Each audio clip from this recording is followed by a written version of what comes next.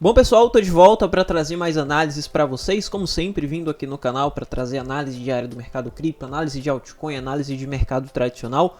Hoje não vai ser diferente, hoje a gente vai ver muita coisa, hoje a gente vai ver Bitcoin, Solana, HFT, que é o token recém-lançado aí em diversas exchanges, inclusive na Binance, e a gente vai ver também o FTT. Muita gente me perguntando sobre, dá para comprar o FTT, aproveitar que tá barato, será que realmente está barato, ou será que vai cair mais?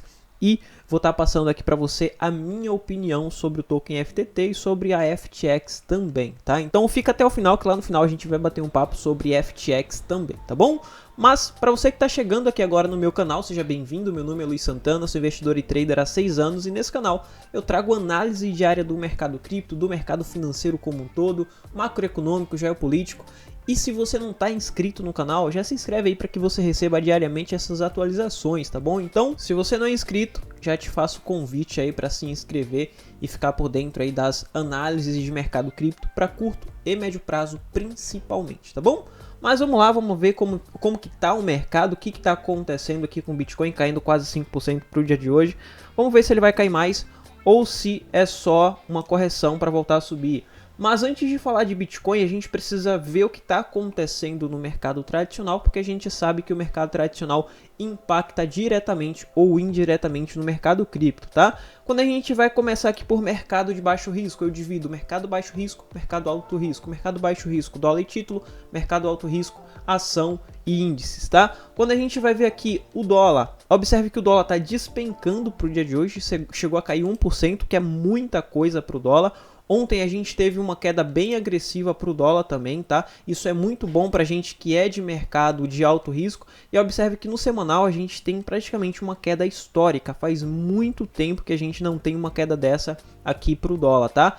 E quando a gente vai olhar no gráfico semanal, a gente vê que a gente tem o rompimento dessa curva parabólica. Lembra dessa curva parabólica que eu venho trazendo para vocês praticamente todos os dias há muito tempo aqui no canal? Observe que a gente teve confirmação, passei para vocês sobre essa confirmação aqui no canal algumas semanas atrás, passei também sobre essa possibilidade de formar aqui essa resistência, esse nível de resistência nessa região e expliquei também que quando a gente tem essa confirmação de rompimento de curva parabólica, a gente tem uma queda mais expressa, uma queda mais elevada para o ativo, porque o ativo subiu em uma curva parabólica por uma busca bem grande pelo ativo. Depois que a gente tem um rompimento, a gente tem uma fuga dessas mesmas pessoas que estavam procurando comprar esse ativo, que estava entrando no mercado de baixo risco, seja em título ou seja em qualquer outro tipo de mercado de baixo risco.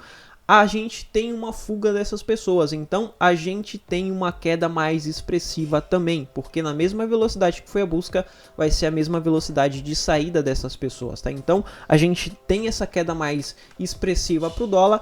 E por que eu tô passando isso para vocês? Porque quando a gente tem a queda do dólar, queda de título, queda de mercado de baixo risco, isso mostra pra gente que os grandes investidores estão fugindo de baixo risco ou tá migrando parte do seu dinheiro de baixo risco e se expondo em mercado de alto risco. E quando isso acontece, a gente não vai saber de outra forma senão observando o gráfico. Você não vai ver notícia falando que o Warren Buffett está saindo, está vendendo os títulos, comprando ação. Você não vai ver notícia falando que um fundo de investimento como BlackRock está vendendo o título e comprando ação. Você não vai ver isso acontecer. Você só vai ver essas notícias saindo depois que o mercado já subiu 20, 30, 40, 50%. E só o gráfico mostra isso pra gente. Só a interpretação entre mercado de baixo risco, mercado de alto risco vai mostrar isso pra gente, tá? Então, por isso que é muito importante a gente fazer essa analogia, fazer essa interpretação e observar mercado baixo risco caindo, mercado alto risco, que seria S&P 500, Nasdaq, Dow Jones, ação norte-americana, ação de tecnologia, ação de qualquer outro tipo, tá? De qualquer outro nicho. E quando a gente tem essa confluência, isso confirma para a gente de que o mercado, de que o institucional está migrando parte do seu dinheiro para alto risco. Observe essa semana aqui para S&P 500, uma semana super positiva. Lembrando também que a gente tem o fechamento semanal hoje, tá? Então a gente vai ter confirmação semanal hoje às 5 horas da tarde, tá bom? Quando a gente vai ver aqui Nasdaq, a gente tem uma valorização histórica para Nasdaq, tanto semanal quanto diário. Nasdaq subiu mais de 7% ontem, tá? Então foi uma valorização diária histórica aqui para a Nasdaq e isso impacta diretamente e positivamente em todos os mercados de alto risco, tá? Hoje a gente tem Dow Jones abrindo aqui quase que no 0 a 0, porém quando a gente vai ver o semanal, observe que a gente tem praticamente uma confirmação aqui de Dow Jones, tá? A gente tem Dow Jones no semanal mostrando pra gente que ele está em tendência de alta, é isso mesmo, a gente está praticamente em tendência de alta aqui para Dow Jones. O que falta para a gente confirmar a tendência de alta para Dow Jones é o rompimento desse topo aqui, tá? Por que a gente tem tendência de alta para Dow Jones? Porque a gente tem rompimento de média micro, que eu considero a média de 100 períodos como uma média micro, rompimento de média macro, que seria uma média de 200 períodos, uma média de um período um pouco mais extenso, e a gente tem rompimento dessa região, dessa linha de tendência de baixa. O que falta para a gente voltar e considerar como uma tendência de alta é apenas o fechamento dessa semana acima dessa região. Fechou essa semana acima dessa região, a gente tem tendência de alta para Dow Jones.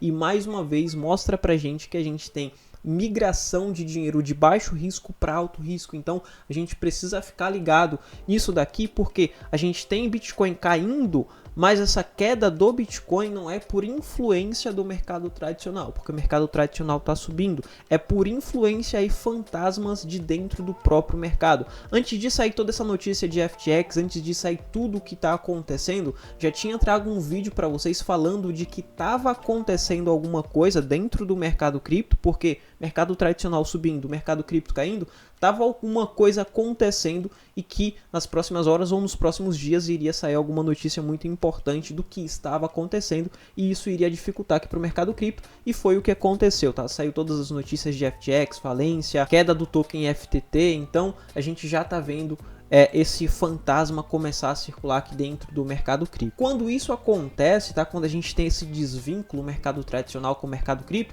a gente observa o mercado tradicional porque algumas coisas vai impactar no médio e longo prazo também, tá? Mas para curtíssimo prazo a gente observa o que está acontecendo dentro do próprio mercado. Se o que está influenciando nessa queda, observe, a gente teve uma valorização semanal muito forte para o mercado tradicional e uma queda muito forte para o Bitcoin. Então isso daqui foi um impacto de curto e curtíssimo prazo de dentro do próprio mercado cripto. Então a gente vai analisar o que está acontecendo e o que impactou aqui que fez essa queda cair tanto. E como vocês já sabem, essa queda foi por conta da falência da FTX, por conta da queda da insolvência da exchange e por conta da queda também do token FTT e provavelmente pode cair mais e lá na frente a gente fala sobre isso, tá? Quando a gente vai ver aqui no semanal o Bitcoin, a gente tem um rompimento de fundo aqui no Bitcoin, Bitcoin buscou 15 mil, tá? Bitcoin caiu muito aí na semana, nessa semana. Quando a gente observa semanal, a gente tem esse rompimento, provavelmente a gente vai ter essa confirmação. É muito importante a gente observar no semanal, porque no semanal, se a gente tiver o fechamento, a gente ainda tem chance, o Bitcoin ainda tem chance dele recuperar e fechar acima dos 19. Mas se no semanal a gente tiver um fechamento abaixo dessa região de 18 e 19 mil, a gente pode ver o Bitcoin fazendo um pullback aqui no semanal até os 18 mil e caindo um pouco mais ou lateralizando nessa região, tá? E a região de 19 mil vai ser uma resistência para o preço do Bitcoin. Então, enquanto a gente tem mercado tradicional subindo, buscando tendência de alta, buscando topos mais altos, a gente vai ter Bitcoin subindo só para buscar resistência e confirmando para a gente que a gente tem continuidade de tendência de baixa. Então, no semanal, a gente vai observar esse fechamento e se a gente tiver o fechamento acima dos 19 mil, como eu tinha passado ontem aqui para vocês, a gente tem o Bitcoin resiliente e a gente tem perspectiva de lateralização dentro dessa região, mostrando que a gente tem uma lateralização por acumulação e lá na frente a gente tem volta de tendência de alta junto com o mercado tradicional. Mas, se a gente tiver o fechamento abaixo dessa região, a gente tem o Bitcoin confirmando tendência de baixa, provavelmente continuidade de tendência de baixa, correndo o risco de lateralizar, rompendo 16, 15 mil e caindo um pouco mais até os 13, 12 mil, tá? A gente tem essa perspectiva se a gente tiver o fechamento semanal do Bitcoin abaixo dessa região. Quando a gente vai observar o diário, a gente tem uma melhor visão do que está acontecendo no médio e curto prazo, tá? Principalmente em gráficos intraday ou em gráficos de antecipação, como eu chamo, gráfico de 4 horas e gráfico de 1 hora. E observe que a gente teve uma valorização bem interessante, só que o toque aqui em 18.200 mostrou pra gente que aqui em 18.800 a gente tem uma região para o Bitcoin, tá? Então, nessa região de 18.800 a gente tem uma resistência para o Bitcoin. Só que essa resistência é uma resistência forte ou é uma resistência fraca? Será que se o Bitcoin voltar para 18.200 de novo entre hoje e amanhã, será que ele rompe e volta para 19.000 ou ele vai segurar aqui? Para a gente entender isso, a gente precisa observar o book, porque aqui a gente sabe que tem uma resistência, mas ele tocou e consumiu uma determinada quantidade.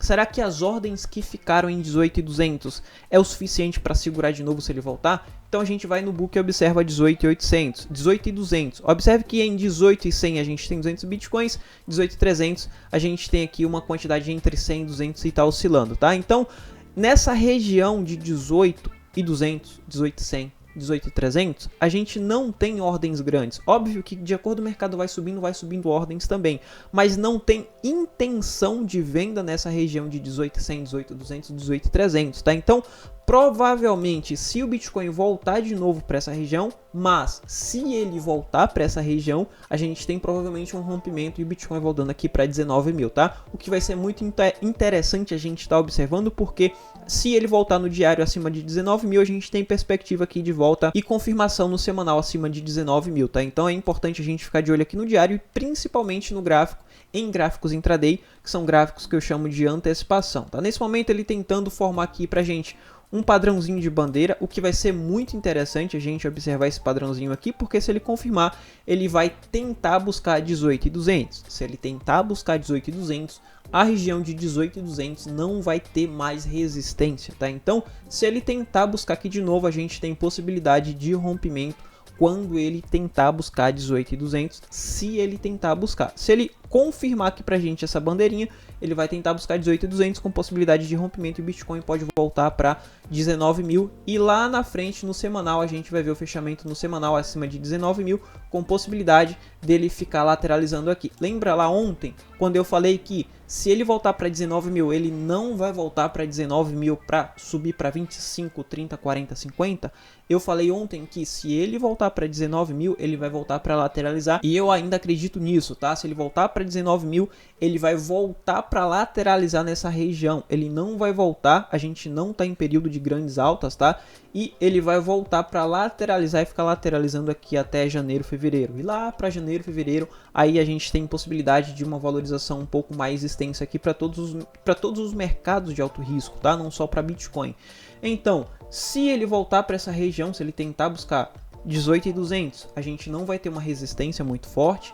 Ele vai romper, provavelmente ele vai romper e estruturar acima dos 19.000. 19.000, aí ele lateraliza entre 22 a 19.000. Ele vai ficar lateralizando dentro dessa região. Então, se a gente tem lateralização, a gente tem uma valorização e depois a gente tem queda também, tá? Não vai ser alta infinita ainda. Então, muita cautela. Não saia comprando todos os seus ativos acreditando que vai ter alta infinita. Não compre todos os seu capital que está disponível na sua carteira em Bitcoin ou em qualquer outra altcoin, acreditando que ele vai subir para sempre, tá? Ele vai lateralizar ainda, a gente ainda está em período de lateralização se ele voltar para cima dos 19.000, tá? Mas o que dá pra gente fazer aqui é trade, tá? Dá pra gente pegar alguns trades rápidos, principalmente no rompimento, na confirmação dessa bandeirinha aqui que ele tá formando acima dos 17.400. Acima dos 17.400 ele confirma essa bandeirinha, a gente consegue pegar um long até os 19. Estruturou acima dos 19, a gente consegue pegar outro long até os 21.500 mais ou menos, tá? Mas observe que a gente tem fundo aqui em 15.800. Se ele não conseguir estruturar, se ele não conseguir confirmar essa bandeira, ele vai tentar buscar os 15.800. Rompeu 15.800, aí a gente não tem jeito, aí a gente tem que shortar, porque provavelmente ele vai vir para 12, 13 mil. Então a gente pega essa queda, aproveita essa queda como oportunidade e com a própria queda a gente faz lucro e volta comprando de mais Bitcoin para nossa carteira spot, tá? Lembre-se que futuros não é para deixar ninguém rico, mas para nos proporcionar oportunidades mesmo com o mercado em queda, e com essa oportunidade de estar lucrando com a queda a gente aumenta a nossa carteira spot cada vez mais para quando o mercado voltar a subir a gente ter uma carteira bem interessante, tá? Mas para Bitcoin é isso que eu acredito a princípio, tá? Quando a gente vai falar de altcoin, principalmente Solana, tá formando um padrão bem interessante, mas eu não considero comprar Solana nesse momento. Eu não compraria Solana nesse momento. eu estou exposto ali em 0,5% no máximo da minha carteira em Solana, não considero comprar e nem considero vender. Tem muita gente me perguntando e tem muita gente com dúvida sobre, será que compensa eu vender Solana e comprar lá embaixo quando haver o despejo? Saiu algumas notícias aí de despejo e de que vai ser desbloqueado algumas Solanas, alguns milhões de Solana, tá? Eu acho que vai acontecer esse desbloqueio, mas não necessariamente vai acontecer um despejo porque o mercado tá em um preço muito baixo, tá? A maioria dessa galera vai querer segurar para despejar quando o valor da Solana passar a subir, mas não é por isso que eu vou comprar Solana ou vender as minhas Solanas, tá? Mas para tirar essa dúvida da galera que quer saber se compra ou se vende, a minha opinião é que se você está muito exposto em Solana, tem mais de 20% da sua carteira, mais de 30% da sua carteira, não realiza a Solana, mas você pode trocar um pouco das Solanas por Bitcoin ou Ethereum, por exemplo, tá? Não necessariamente você precisa realizar por dólar, você pode trocar por outro ativo. Você continua exposto no mercado, você continua correndo o risco da flutuação do mercado, mas correndo um risco menor porque você trocou por um outro ativo que não está correndo um risco tão alto. Então eu consideraria fazer essa troca se eu tivesse muito exposto na Solana. E para quem quer comprar, cara, eu não compraria Solana, tem diversas, a gente tem muitos ativos bons no mercado que está em promoção. Então por que comprar Solana que está correndo um risco de despejo e possivelmente a gente pode ter uma queda para Solana? Então eu não compraria Solana acreditando que está barato. Eu compraria Bitcoin, compraria Ethereum, compraria qualquer outro tipo de altcoin. Matic, a Matic tem se valorizado bastante aí quando o mercado volta a subir, tá? Então eu compraria Matic, Link, até mesmo ADA, tá? Qualquer outro ativo menos Solana nesse momento, tá? E quando a gente vai falar de FTT, essa é uma dúvida que muita gente tem também. Será que a FTT está num preço bom? Cara, comprar FTT agora é como comprar uma ação de uma empresa falida. Até praticamente isso, tá? Você comprando FTT, você vai comprar uma ação de uma empresa que faliu, que vai declarar falência. Saiu até a notícia aqui de que eles vão declarar falência, a FTX vai anunciar, vai declarar falência, tá? Com isso, a gente vai ter saques bloqueados, ativos congelados. Então, parou, acabou a exchange, tá? Então não compre FTT acreditando que está no preço bom e lá na frente o preço vai voltar a subir. Por mais que a gente tenha esse potencial de valorização grande, por mais que ele pode subir 10 mil por cento, 20, 30 mil por cento, mas não vale o risco, porque o risco que você corre aqui é de ir a zero, tá? Você pode ir praticamente a zero. Quando a gente compra Bitcoin, por exemplo, o Bitcoin corre o risco de cair 50%.